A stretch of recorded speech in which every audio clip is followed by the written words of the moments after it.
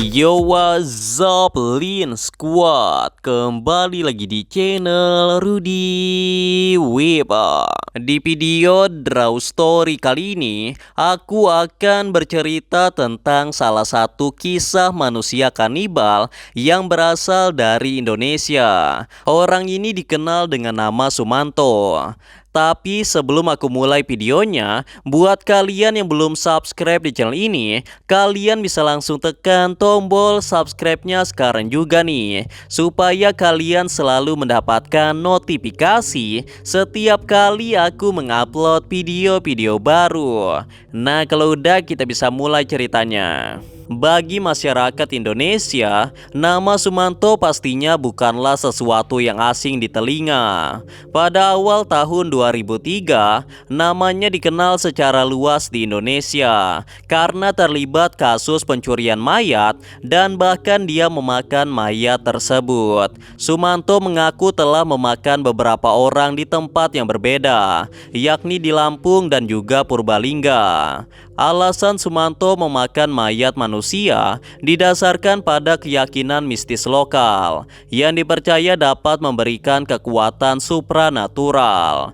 Namun para pakar berpendapat bahwa sebenarnya Sumanto mengidap penyakit jiwa. Nah, penasaran bagaimana kisahnya? Simak terus video ini sampai habis.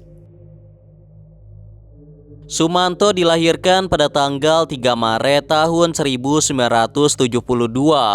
Sumanto ini merupakan anak kandung dari pasangan suami istri, yaitu Nuryadikarta dan Samen. Ia merupakan anak sulung dari 5 bersaudara. Saat masih kecil, Sumanto ini dikenal dengan nama Samen, dan dia juga dikenal sebagai anak yang nakal dan sering membuat kegaduhan. Walaupun begitu, tapi Sumanto masih tetap lulus dari sekolah dasar. Setelah itu, Sumanto berniat untuk melanjutkan pendidikannya ke sekolah menengah pertama atau biasa disebut SMP. Akan tetapi pada saat itu nilai yang dipunya oleh Sumanto tidak mencukupi untuk memasuki SMP, sehingga Sumanto harus mengulang kelas 6 di sekolah dasarnya dan dia lulus setahun berikutnya. Singkat cerita, Sumanto kemudian diterima di sekolah menengah pertama yang dia inginkan. Pada awalnya kehidupan Sumanto normal-normal saja, hingga pada suatu hari kesulitan ekonomi melanda keluarganya dan keluarga Sumanto hidup dalam kemiskinan. Masalah keuangan membuat keluarga Sumanto mulai menjual perabotan rumah tangga mereka satu persatu untuk memenuhi kebutuhan hidup sehari-hari. Dan pada saat itu pula Sumanto terpaksa harus putus sekolah karena orang tuanya sudah tidak mampu untuk membayar biaya sekolahnya. Hari demi hari, tahun demi tahun telah dilewati oleh Sumanto. Pada saat dewasa, Sumanto sudah menikah 2 kali. Dia bertemu istri pertamanya pada saat merantau di Lampung. Kehidupan keluarga Sumanto dengan istri pertamanya tidak begitu lama, dan pada akhirnya mereka berdua bercerai karena faktor kekerasan dalam rumah tangga. Setelah dia bercerai dengan istri pertamanya, setahun kemudian Sumanto menjalin hubungan kembali dengan seorang janda yang juga bekerja di perusahaan tebu tempat di mana Sumanto bekerja. Kemudian Sumanto menikahi janda tersebut dan dikaruniai seorang putri. Namun setelah pernikahan tersebut, Sumanto menjadi jarang pulang ke rumah dan hanya sesekali kembali. Dan lagi-lagi kekerasan dalam rumah tangga pun juga terjadi dalam pernikahan Sumanto yang kedua, sehingga berujung pada perceraian juga. Setelah perceraiannya yang kedua itu, kehidupan yang dijalani Sumanto pun semakin buruk dari tahun ke tahun.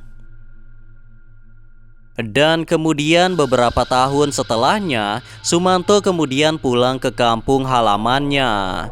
Kondisi perekonomian Sumanto tidak berubah dan dia bahkan tidak memiliki pekerjaan lagi. Sumanto hanya tinggal sendirian di sebuah gubuk tua dengan penuh kemiskinan. Selain itu, kondisi kejiwaan Sumanto juga mulai terganggu akibat depresi yang dia alami. Kondisi hidup seperti itu yang membuat Sumanto sering berhayal untuk memakan makanan enak seperti memakan daging.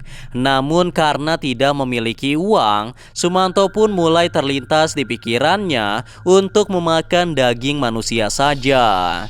Kebetulan pada saat itu dia mendengar suara toa masjid yang mengabarkan bahwa ada warga yang baru saja meninggal dunia. Ketika mayat itu sudah dikuburkan, pada malam harinya Sumanto berencana untuk menggali kuburan tersebut dan kemudian membawanya pulang untuk dia makan. Pada hari Sabtu tanggal 11 Januari tahun 2003, seorang wanita berusia 81 tahun yaitu Mbak Rina dikabarkan telah meninggal dunia dan jasadnya telah dimakamkan di pemakaman umum yang ada di Desa Majatengah. Mendengar informasi itu, pada malam harinya Sumanto langsung beraksi untuk membongkar makam Mbak Rina.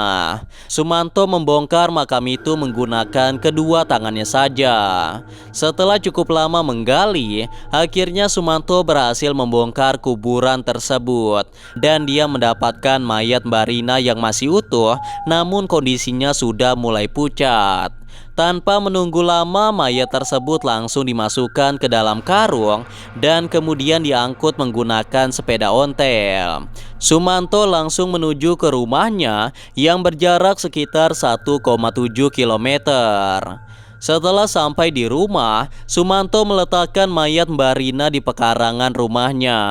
Lalu sambil duduk di pekarangan, Sumanto mulai memotong tubuh Mbak Rina menggunakan sebilah pisau. Yang pertama kali dilakukan oleh Sumanto adalah mengiris daging kemaluan dari Mbak Rina. Kemudian Sumanto mulai memotong kakinya dan memisahkannya dari tubuhnya. Sumanto kemudian memasak potongan paha Mbak Rina. Tidak hanya dimakan dengan cara dimasak saja, daging Mbak Rina juga sebagian ada yang langsung dimakan mentah-mentah. Karena hari sudah mulai terang, Sumanto pun bergegas untuk memotong-motong tubuh Mbak Rina. Setelah mengambil setengah dari tubuh Mbak Rina, Sumanto kemudian mengubur kembali setengah jasadnya di sekitar rumahnya. Sumanto ternyata tidak memakan tubuh Mbak Rina sendirian. Dia juga memberikan sebagian daging yang sudah dia panggang kepada beberapa orang, termasuk ayahnya sendiri. Dan saat memberikan daging itu kepada ayahnya, Sumanto berbohong dengan mengatakan bahwa itu adalah daging kambing, padahal itu adalah daging manusia.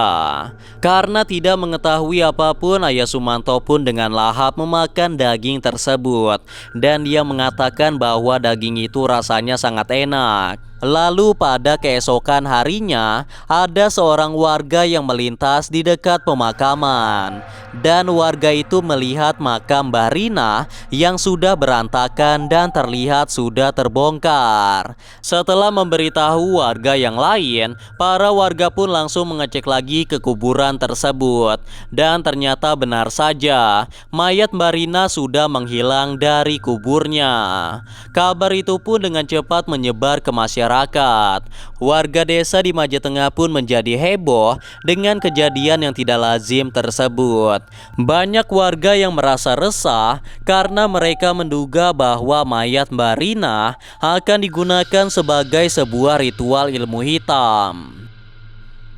Informasi tersebut juga akhirnya sampai ke pihak polisi. Polisi langsung melakukan penyelidikan dan mencari kesaksian dari warga sekitar. Kemudian ada seorang warga yang mencurigai seseorang karena menggunakan kalung yang mirip seperti kulit kelamin. dan orang itu adalah Sumanto. Kecurigaan itu pun semakin kuat setelah beberapa warga mengaku mencium aroma busuk saat melintasi rumah Sumanto. Polisi pun dengan cepat langsung bergerak untuk menangkap Sumanto yang pada saat itu berada di kediamannya yang ada di Desa Pulumutan. Tidak butuh pengepungan yang ekstra untuk menangkap Sumanto, karena ternyata Sumanto tidak melakukan perlawanan sedikit pun. Dan Sumanto terlihat biasa-biasa saja, seperti sudah menduga hal itu akan terjadi.